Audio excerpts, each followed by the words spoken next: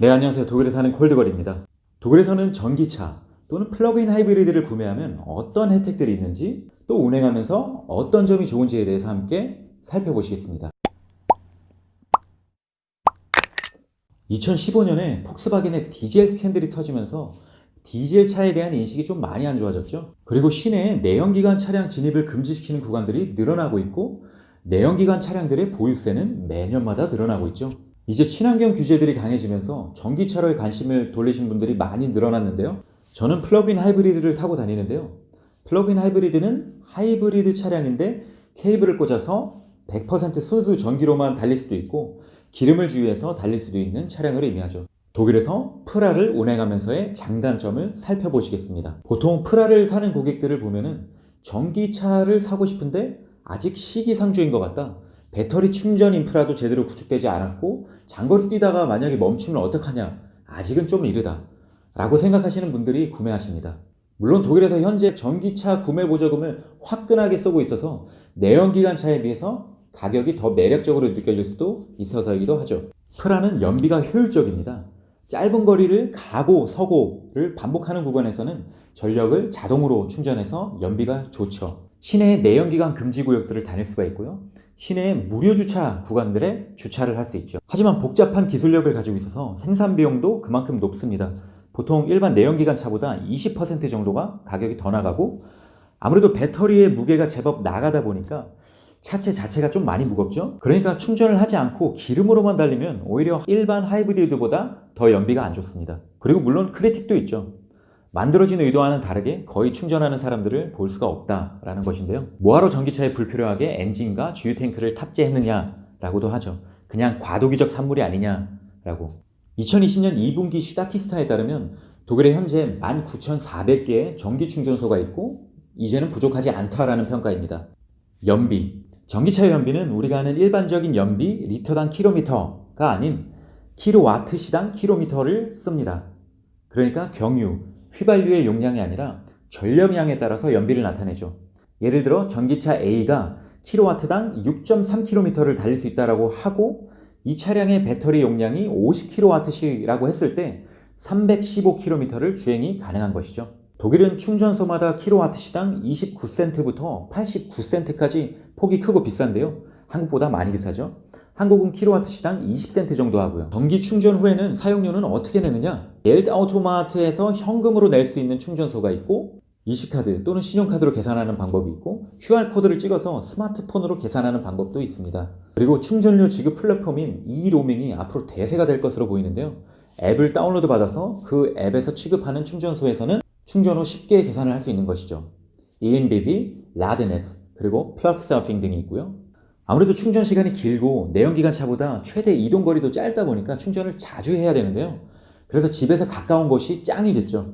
물론 조금 더 저렴하게 충전하는 방법은 집에 월박스를 설치하는 것인데, 집에서는 보통 킬로와트 시당 전력사마다 조금씩 차이가 있습니다만 32센트 정도가 합니다. 그런데 모든 차량의 충전구가 동일한 것이 아니기 때문에 충전구가 어떤 충전구 타입인지 먼저 확인하셔야겠죠.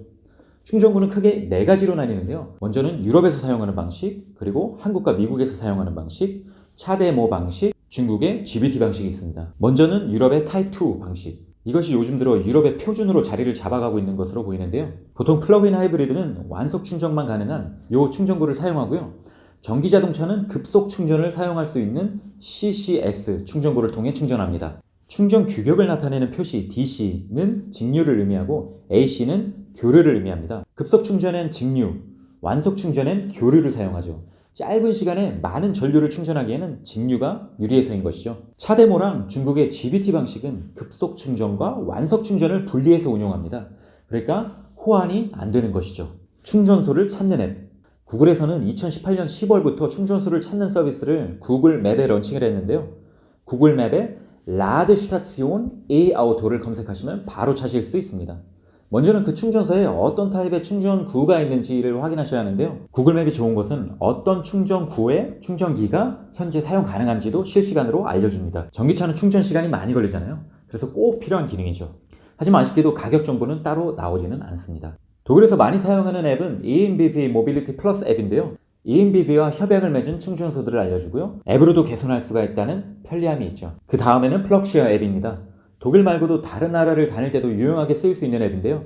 마찬가지로 어떤 충전기가 가능한지도 알려주고요. 이 앱이 좋은 것은 커뮤니티가 워낙에 커서 이미 많은 사용자들이 활발하게 충전소들을 리뷰를 하고 평가를 해놨습니다. 30만 개의 충전소에 리뷰를 달았다고 하죠. 독일에서 전기차들의 혜택. 전기차, 플러그인 하이브리드 차, 수소차들은 차량 번호판 끝에 2를 부여받는데요. 순수 전기로 40km 이상을 달릴 수 있는 차 또는 킬로미터당 CO2를 50g 밑으로 배출하는 차량들이요. 클래식카에 H를 부여받는 것과 동일한 방식인데요. 다양한 정부 혜택을 주기 위해서 분류한 것이죠. 먼저는 차량 보유세를 내지 않고요. 그리고 시내에서 무료 주차를 할 수 있다는 점. 내연기관차는 진입하지 못하는 도로 위를 달릴 수 있고, 그리고 버스 전용 도로를 달릴 수 있다는 것 외에도 연방 주별로 법과 규정이 조금씩 차이가 있으니까 자세한 것은 아래 링크를 확인해 주시고요. 그리고 LKK님께서 문의해 주신 법인차로 친환경차를 고르면 어떤 세금 혜택을 받나요? 네, 여러분이 Dienstwagen, Firmenwagen으로 할 때는 1% 원칙이라는 게 있습니다. 자동차 가격의 1%를 내 소득이라고 보고 과세소득에 포함하는 것인데요. 예를 들어 차량 가격이 3만 유로라고 하면 월에 300유로를 근로소득으로 보고 여기에 소득세를 떼갑니다. 즉 100유로 정도를 세금으로 낸다고 할 수가 있죠. 근데 플러그인 하이브리드는 이것의 반을 냅니다. 50유로만 내는 것이죠. 전기차는 25%로 25유로만 내고요. 그리고 법인차를 현금으로 구매하신 분들은 적겠지만 특별 감가상각이 있어서 통상적인 감가상각의 50%를 더해서 상각 범위를 늘릴 수 있게 해주고요. 그러니까 회사차를 받으시는 회사원 여러분, 플러그인 하이브리드로 갈아타셔서 월급 50유로를 월에 더 받아가세요. 근데 우리한테 아무래도 가장 큰 혜택은 무료 주차가 아닌가 싶어요. 주차비 때문에 시내 나가는 것이 늘 부담이었는데요. 그러다 보니까 제가 독일에 살고 있는 게 맞는지 한국에 살고 있는 건지 분간이 어려울 때가 있더라고요. 그리고 연방 주별로 규정이 조금 다르지만 시내에 충전소가 있는 곳이라면 충전을 하고 있지 않은 상태더라도 무료로 주차를 하실 수 있습니다. 물론 특별히 다른 어떤 것이 명시되어 있으면 그것이 우선하고요. 연방 주별로의 규정은 아래 링크를 확인해 주시고요. 네, 오늘은 전기차와 플러그인 하이브리드, 독일에서의 어떤 혜택들이 있는지 살펴보셨는데요. 오늘 이 영상이 도움이 되셨다면 좋아요, 다음 영상이 기대가 되신다면 구독 눌러주세요.